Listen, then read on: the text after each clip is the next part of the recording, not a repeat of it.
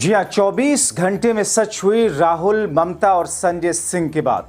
बंगाल में सरकार बनाने के बाद क्या फंस गई मोदी एंड कंपनी? मोदी क्यों निकल रहे विदेश? स्वागत है आप सभी का। आप देख रहे हैं द राजनीति का विशेष सेगमेंट खबर और विश्लेषण। मैं हूं जब्बार खान। दोस्तों, आखिर हालिया 5 राज्यों के विधानसभा चुनाव में बंगाल और असम में बम सरकार बनाकर भारतीय जनता पार्टी अब जिस स्तर पर, जिस अंदाज में जो कुछ कह रही है और जो चीजें सामने आई, उसमें राहुल की भविष्यवाणी कैसे सच साबित हो रही है। मगर प्रधानमंत्री नरेंद्र मोदी ने ऐसा कौन सा कदम उठाया जो कदम उनकी सरकार और उनकी पार्टी के लिए ही पैरों की जंजीर और बेड़ियों जैसा हो गया। और राहुल और तमाम विपक्ष के लोग ये कह रहे हैं कि ये बात तो मैं पहले से कहता आ रहा था, मगर सरकार ने विपक्ष की सारी बातों को रद्दी की टोकरी में डाल दिया था। दोस्तों, आपने देखा कि किस तौर पर बिहार में सरकार बनी और कैसे बंगाल के अंदर किन किन तिकड़मों से सरकार बनाए जाने का आरोप है। लेकिन दोस्तों, 11 मई आते आते जो स्थिति सामने आई उसने पूरे देशवासियों को सन्न कर दिया। और ऐसे में इससे पहले कि राहुल और विपक्षी दल घेराबंदी करते, प्रधानमंत्री नरेंद्र मोदी अपनी अगली विदेश यात्रा के दौरे के लिए शेड्यूल तैयार कर लिया और देश से बाहर जा रहे हैं। अब दोस्तों, जबकि इस बीच में भारतीय शेयर बाजार में भारी बिकवाली के कारण निवेशकों के 5 लाख करोड़ से ज्यादा दौलत स्वाहा हो चुकी है।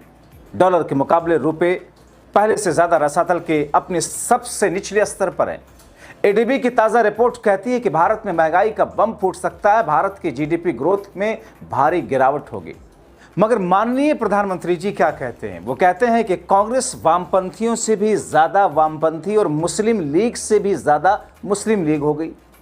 कांग्रेस को अब एमसीसी मतलब मुस्लिम लीग माओइस्ट कांग्रेस कहा जाना चाहिए। दोस्तों, बतौर प्रधानमंत्री क्या उनका ये बयान किसी भी सेकुलर, देशभक्त, आपसी सामाजिक ताने बाने के सौहार्द को मजबूत बनाए रखने की इच्छा रखने वाला बोल सकता है? नहीं ना। मगर खबर यह नहीं है, खबर इससे भी अलग है। यह तो महज कांग्रेस और राहुल को लेकर हमला है, मगर इससे इतर जो खबर है वो पूरे देश पर हमला है। जनता को मूर्ख बनाने वाली है, उनको उनकी जिम्मेदारियों से भगाने वाली है। दोस्तों, मोदी जी तो मजे मजे में कह गए, पेट्रोल डीजल बचाओ, सोना मत खरीदो, विदेश मत जाओ, गाड़ी के बजाय मेट्रो में जाओ।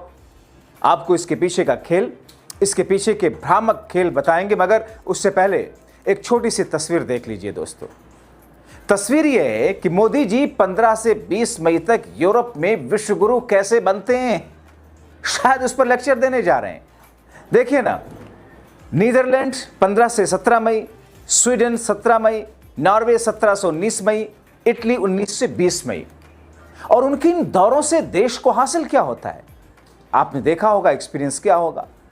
दोस्तों, आप जानते हैं कि इन सब जगहों का मौसम इस वक्त काफी ठंडा होगा। मोदी जी को लगा तो नहीं कि शायद भारत की चलो एसी बचा लेते हैं, 8,000 करोड़ रुपए के प्लेन से जाएंगे, सैकड़ों सहयोगी ले जाएंगे। क्या हुआ जो सैकड़ों करोड़ रुपए खर्च हो जाएंगे? प्रधानमंत्री हैं भाई। लेकिन दूसरों को कहेंगे मेट्रो से जाइए, गाड़ी घर में छोड़ दीजिए, गाड़ी पूल कीजिए, दूसरे के साथ जाइए, खर्चा बचाइए, पेट्रोल डीजल कम खरीद, सोना मत खरीदिए।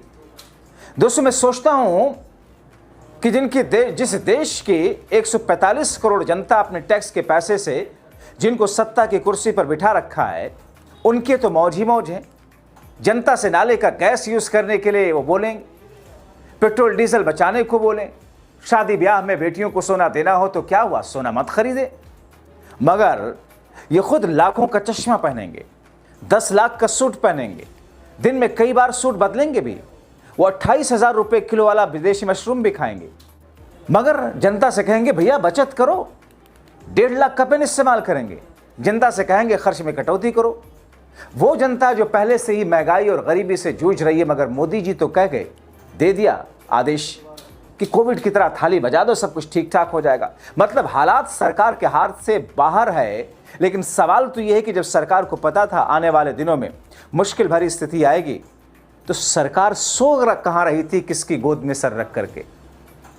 जाहिर है ऐसे में विपक्ष और जनता तो सवाल उठाएगी, हम जैसे पत्रकार सवाल उठाएंगे। राहुल गांधी ने कहा कि मोदी जी ने जनता से त्याग मांगे, सोना मत खरीदो, विदेश मत जाओ, पेट्रोल मत जलाओ, खाद खाने के तेल कम करो, मेट्रो में चलो, घर में काम करो। ये उपदेश नहीं या नाकामी के सबूत हैं। 12 साल में देश को इस मुकाम पर ला दिया। जनता को बताने पर पड़ रहा है क्या खरीदें क्या ना खरीदें, कहाँ जाएं कहाँ ना जाएं। हर बार जिम्मेदारी जनता पर डाल देते हैं, खुद जवाबदेही से बच निकलते हैं। देश चलाना अब कॉम्प्रोमाइज पीएम के बस की बात नहीं। दोस्तों, एक और बात जो सोशल मीडिया पर लोग लिख करके मोदी जी से सवाल पूछ रहे हैं कि साहब, वो आरएसएस वाले मोहन भागवत जी, वो ना तो मंत्री हैं, ना सांसद हैं, ना विधायक हैं, ना कभी कोई चुनाव लड़े, उनके काफले में 30 से अधिक गाड़ियां कैसे? आज मोदी जी आम जनता को पेट्रोल और डीजल की बचत की सलाह दे रहे हैं, विदेश जाने से मना कर रहे हैं। अब देखते हैं कितने मंत्री अपने काफले में कितनी गाड़ियां लेकर के निकलते हैं। वैसे क्या मोदी जी 1 साल तक देश की विदेश की यात्रा नहीं करेंगे? अरे साहब, 4 ही दिन के बाद जा रहे हैं मोदी जी, वही 8,000 करोड़ रुपए वाले प्लेन को लेकर के। अब दोस्तों, संजय सिंह ने क्या गलत कहा कि मोदी जी अपनी रैलियों में लाखों लोगों को लाएंगे, विदेश यात्रा पर जाएंगे, खूब फ्यूल जलाएंगे, उनके लोग सिर्फ सोना नहीं खरीदेंगे, पूरे देश की दौलत हड़प लेंगे, लेकिन तुम बेवकूफ बनते रहो। सुनिए संजय सिंह। जैसे ही 5 राज्यों के चुनाव खत्म हुए, नरेंद्र मोदी जी के कंधे झुक गए। जो कंधे आपका बोझ उठा रहे थे, वो मोदी सरकार के कंधे झुक गए। अब वो कह रहे हैं हम आपका बोझ नहीं उठाएंगे। क्या क्या काम किया उन्होंने चुनाव खत्म होने के बाद? कॉमर्शियल सिलेंडर का दाम 993 रुपए बढ़ाया, जिसको रेडी वाले, चाय वाले, छोटी छोटी दुकान वाले इस्तेमाल करते हैं। उस गैस का दाम, सिलेंडर का दाम 993 रुपए बढ़ा दिया। और 261 रुपए छोटे सिलेंडर का दाम बढ़ा दिया। 5 किलो वाले सिलेंडर का दाम बढ़ा दिया, जिसको छात्र इस्तेमाल करते हैं, जिसको मजदूर इस्तेमाल करते हैं, जिसको गरीब आदमी, झुग्गियों में रहने वाले लोग इस्तेमाल करते हैं। तो आपके ऊपर लगातार मोदी जी इस तरह से बोझ डालते जाते हैं, महंगाई डालते जाते हैं। कब आपको होश आएगा? कब आप इन सवालों पर सरकार से जवाब मांगेंगे? चुनाव भर आपका इस्तेमाल किया जाता है। कभी 10,000 रुपए डाल दिया जाता है आपके खाते में, उसके बाद पटना की सड़कों पर नौजवानों को डंडों से पीटा जाता है। कभी चुनावों में आपको कहा जाता है न तेल की कमी है, न गैस की कमी है, और चुनाव खत्म होते ही गैस के दाम बढ़ा दिए जाते हैं। आपको सलाह दी जा रही है तेल का इस्तेमाल कम करो, और ये सब कुछ देशभक्ति से जोड़ दिया जाता है। आप महंगाई में रहिए, देशभक्ति है। आप सोना न खरीदिए, देशभक्ति है। आप विदेशों की यात्रा न कीजिए, देशभक्ति है। सब कुछ देशभक्ति है।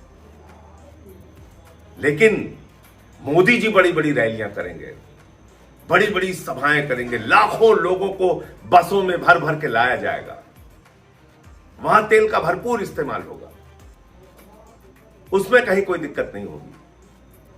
विदेशों की यात्रा करेंगे, रोड शो करेंगे प्रधानमंत्री जी। आज ही से उनका रोड शो शुरू हो गया है। उसमें तेल की कोई कमी नहीं होगी, उसमें तेल की बचत नहीं करनी है उनको।